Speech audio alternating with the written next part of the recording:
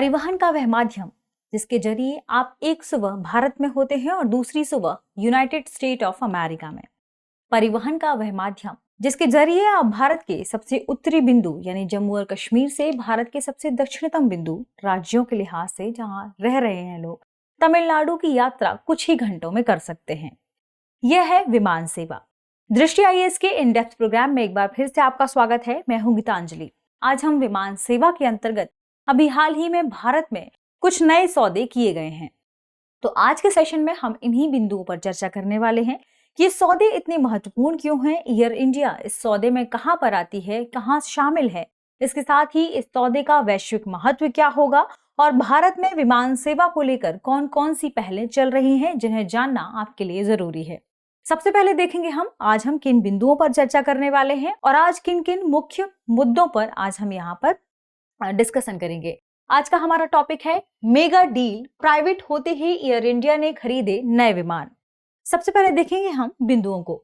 सबसे पहले जानेंगे यह खबर कहां से ली गई है, इसके बाद आखिर इसकी सुर्खियों में बने रहने या चर्चा में बने रहने के पीछे क्या कारण है। फिर जानेंगे एयर इंडिया के अभी हालिया ऑर्डर के बारे में, किसमें कौन कौन से विमान शामिल हैं और भारत में विमान सेवा के लिहाज से ये जो विमान है इतने महत्वपूर्ण क्यों है। इसके बाद जानेंगे कि आखिर हाल ही में जो ऑर्डर दिया गया है भारत की तरफ से फ्रांस और अमेरिका को, या फ्रांस या अमेरिका की कंपनियों को, इस ऑर्डर का इतना वैश्विक महत्व क्यों है, यानी वैश्विक महत्व के लेवल पर भारत इसमें कहाँ ठहरता है। इसके साथ विमान से जुड़ी या विमानन से जुड़ी भारतीय पहलें कौन कौन सी हैं। फिर आज के सेशन पर आधारित ही एक प्रश्न होगा जिसका जवाब आपको कमेंट सेक्शन में देना है। यदि हम खबर की बात करें तो खबर बहुत सारे न्यूज़पेपर्स में प्रकाशित की गई थी, इसे द इंडियन एक्सप्रेस से लिया गया है। खबर है unpacking air India's mega Airbus Boeing order, the details and its significance, यानी इसके महत्व के बारे में, इसकी डिटेल से डिस्कशन के बारे में हम जानेंगे, डिटेल्स इसके बारे में डिस्कस करेंगे और जानेंगे कि अभी हाल ही में जो भारत की तरफ से यानी एयर इंडिया की तरफ से ये जो एयरबस और बोइंग ऑर्डर दिए गए हैं ये किन किन कंपनियों को दिए गए हैं और इनकी खास विशेषताएं क्या हैं। सबसे पहले सुर्खियों में बने रहने के पीछे क्या कारण है। तो अभी हाल ही में टाटा समूह के स्वामित्व वाली एयर इंडिया ने अभी कुछ एयरबस और बोइंग के ऑर्डर दिए हैं। इन्हें 2 मेगा ऑर्डर्स के रूप में जाना जा रहा है क्योंकि ये भारतीय विमानन सेवा के इतिहास में पहली बार इतना बड़ा ऑर्डर एयर इंडिया की तरफ से दिया गया है।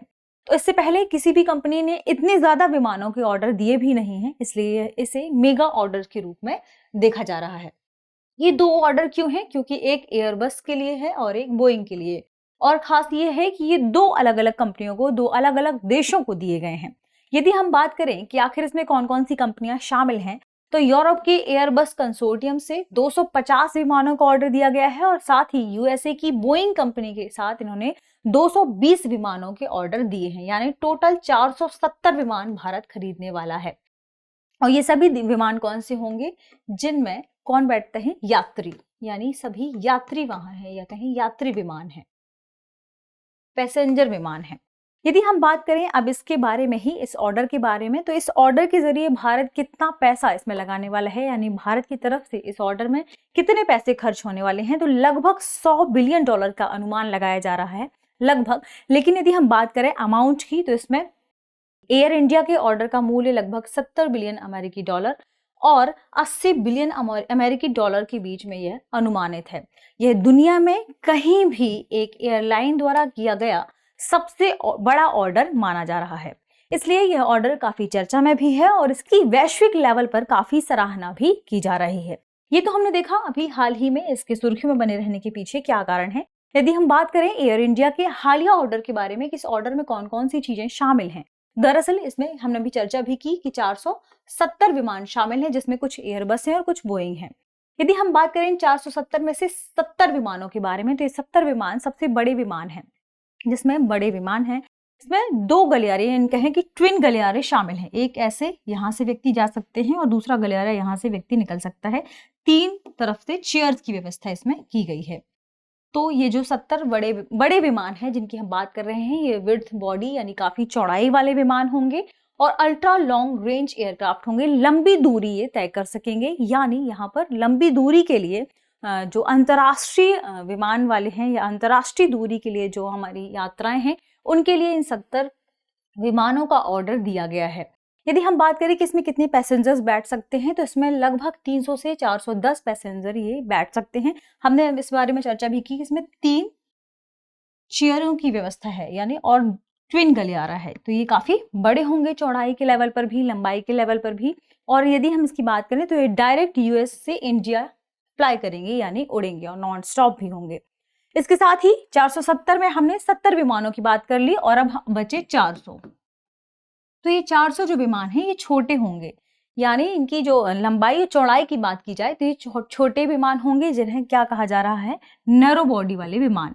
इन 400 विमानों में नैरो बॉडी वाले विमान शामिल हैं, जिसमें 140 से 170 पैसेंजर बैठने की व्यवस्था इनकी इसमें होगी। और ये कहां पर ऑपरेट किए जाएंगे, तो ये भारत के लेवल पर ही, यानी घरेलू जो परिवहन है भारत का विमान को लेकर जो घरेलू यात्रा है, हवाई यात्रा है, उसमें इसका इस्तेमाल किया जाएगा। और साथ ही जो भारत के बॉर्डर वाले देश हैं, चाहे हम उसमें म्यांमार की बात करें, भूटान, नेपाल की बात करें, श्रीलंका की बात करें, जो पास वाली कंट्रीज हैं वहां पर ये विमान जा सकेंगे। तो हमने इन विमान का ऑर्डर दिया है। इसके साथ ही इन बोइंग या एयरबस में हम देखें कि कौन कौन से विमान शामिल किए गए हैं। हमने अभी चर्चा की कि 470 विमान हैं, जिसमें 70 लंबी दूरी की उड़ानों वाले विमान हैं, जिनकी बॉडी चौड़ी होगी और 2 गलियारे इसमें स्थित होंगे, जिनके बारे में अभी हमने पिछली स्लाइड में चर्चा भी की। एयरबस में इसमें बड़ा ऑर्डर दिया गया है एयरबस को लेकर, क्योंकि एयरबस काफी सहज विमान माने जा रहे हैं बोइंग की तुलना में। लेकिन बोइंग में भी कुछ और अतिरिक्त ऑर्डर दिए जाने की बात चल रही है कि लगभग 70 प्लेन टॉप अप में बोइंग अलग रखे जाएंगे। अनुमान लगाया जा रहा है कि 470 जो संख्या है ये और भी बढ़ सकती है और बढ़कर लगभग 540 एयरक्राफ्ट हो सकते हैं। लेकिन अभी जो ऑर्डर है वह लगभग 470 विमानों का है। यदि हम बात करें 400 विमानों के बारे में, तो हमने चर्चा भी की कि ये सिंगल ऑयल वाले नैरो बॉडी वाले विमान होंगे, जिनका इस्तेमाल घरेलू उड़ानों में किया जाएगा।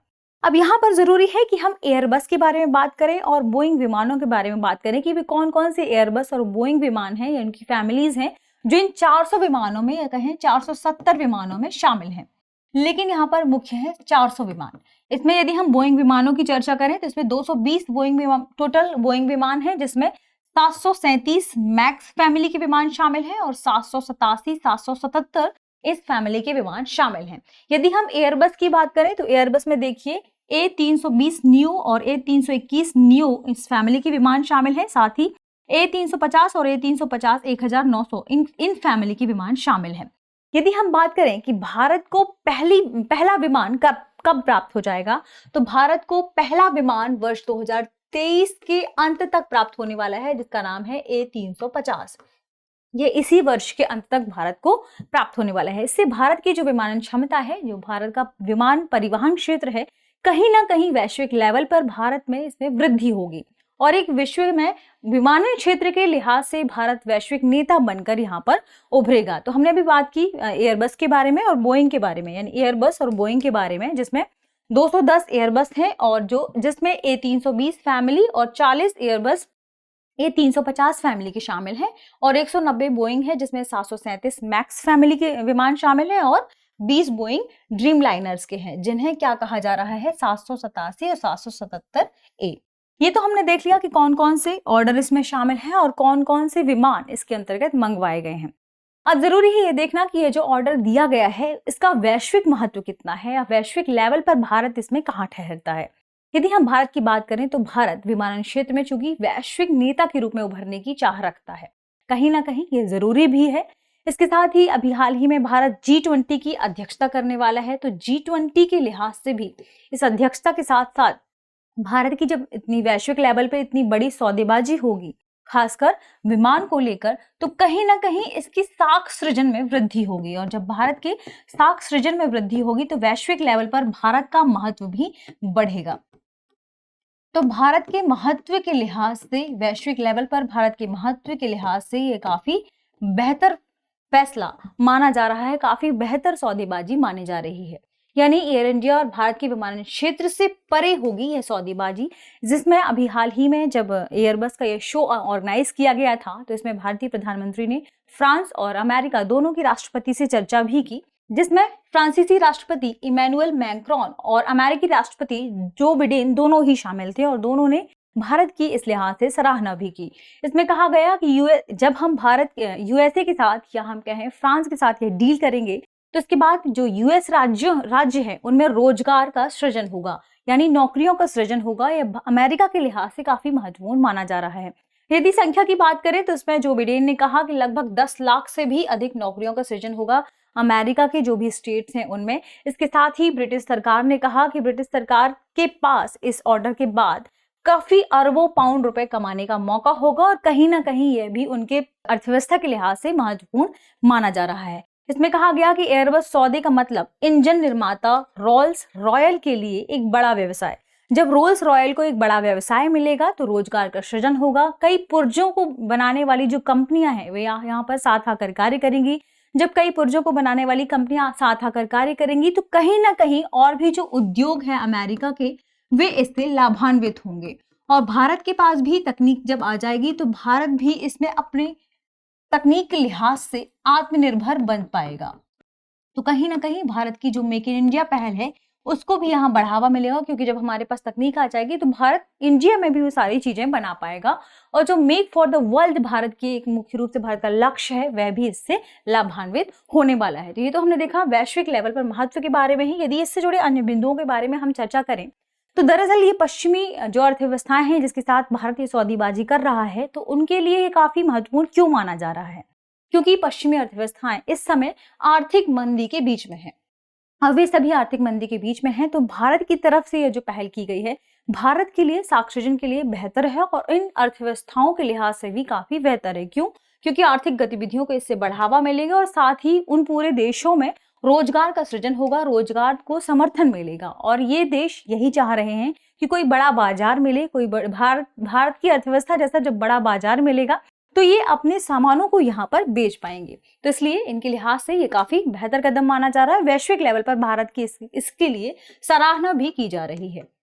इसके साथ ही यह भी कहा जा रहा है कि जब हम देख रहे हैं कि दुनिया में क्षेत्रीयवाद बढ़ रहा है, क्षेत्रीयता बढ़ रही है, भू राजनीति के लिहाज से दुनिया में स्थिति काफी बुरी नजर आ रही है, ऐसे में भारत और भारतीय कंपनियां अपने आप में दुनिया को अपने साथ व्यापार के लिहाज से साथ में लेकर कार्य कर रही हैं। तो यह भी काफी बेहतर कदम माना जा रहा है भारत के लिहाज से। भारत द्वारा G20 की अध्यक्षता की जा रही है, इसलिए भी यह काफी बड़ी बात है कि जब G20 की हम अध्यक्षता कर रहे हैं तो कहीं ना कहीं इन मुद्दों पर चर्चा होगी कि भारत एक बड़ा बाजार है और वैश्विक अर्थव्यवस्था में अपना बेहतरीन योगदान दे रहा है। ये तो हमने देखा वैश्विक महत्व के बारे में। अब हम चर्चा करेंगे कि भारत में विमानन से जुड़ी कौन कौन सी पहलें की जा रही हैं। प्रमुख पहलों के बारे में ही हम यहाँ पर चर्चा करने वाले हैं। यदि हम इस पहल की बात करें तो इसमें राष्ट्रीय नागरिक उड्डयन नीति 2016 प्रमुख है, जिसके अंतर्गत भारत सरकार आम लोगों के लिए उड़ान सुविधा को सुलभ बनाने पर कार्य कर रही है। इसके साथ ही व्यापार में सुगमता, विनियमन, सरलीकृत प्रक्रियाओं और ई गवर्नेंस को बढ़ावा देने के लिए ही इस पॉलिसी को लाया गया था। और इस पॉलिसी का मुख्य उद्देश्य है कि उड़े देश का आम नागरिक यानी उड़ान जो हमारी योजना है उसे और बेहतर किया जा सके। क्षेत्रीय लेवल पर हम उड़ान को बढ़ावा दे सकें, भारत में विभिन्न जो राज्य हैं उन तक हम उड़ान सेवा को यहाँ पहुंचा सकें। इसके बाद भारत सरकार ने ही उड़ान 2.0 शुरू किया था, जिसका मुख्य मकसद था कृषि उपज और हवाई परिवहन के बेहतर एकीकरण को बढ़ावा देना। यानी कृषि उपज को, हवाई परिवहन को, इन दोनों को एकीकृत कर दिया जाए ताकि भारत में एक क्षेत्र से दूसरे क्षेत्र में जो भी कृषि उपज है उनको फैलाया जाए, उनका विपणन किया जाए, उन्हें बेचा जाए। कहीं ना कहीं अनाज की बर्बादी को भी कम करेगा। इसके साथ ही अनुकूलन के माध्यम से उत्पादों का उचित मूल्य भी उस क्षेत्र को प्राप्त हो सकेगा, उस किसान को प्राप्त हो सकेगा और किसान की आय को दोगुना करने में यह बेहतरीन पहल मानी जा रही है। ये तो हमने देखा कि भारत में कौन कौन सी पहलें हैं। अब जरूरी है हम इस बात पर भी चर्चा करें कि भारत के सामने विमानन के लिहाज से कौन कौन सी चुनौतियां यहाँ मौजूद हैं, जिसमें सबसे बड़ी चुनौती है उच्च लागत का होना। यानी भारत में परिवहन में जो इसकी लागत है, परिवहन की लागत है विमानन की, वह काफी ज्यादा है और लागत ज्यादा है तो इसमें जो इनकी परिचालन क्षमता है वह भी प्रभावित हो रही है। परिचालन क्षमता प्रभावित होने के साथ साथ जो हमारे टैक्स वगैरह इंक्लूड होते हैं, एयरपोर्ट में लगने वाला जो कर है, इसके साथ लोगों की जो बोरिंग क्षमता है टिकट वह भी कम है, क्योंकि कहीं ना कहीं इसकी लागत ज्यादा है तो यह भी इससे प्रभावित होता है। इसके साथ ही एक महत्वपूर्ण बिंदु है इसका दूसरा यह है कि इसमें बुनियादी ढांचे से संबंधित यहाँ पर समस्याएं मौजूद हैं। यानी भारत का बुनियादी ढांचा विमानन क्षेत्र के लिहाज से, यहाँ कहें विमान के लिहाज से, उतना बेहतर नहीं है। कम जगह है अभी भारत में हवाई अड्डों के निर्माण के लिए और तकनीकी कुशल नहीं है भारत। मतलब हाई टेक्नोलॉजी के साथ अभी भारत में विमानन सुविधाएं उपलब्ध नहीं है।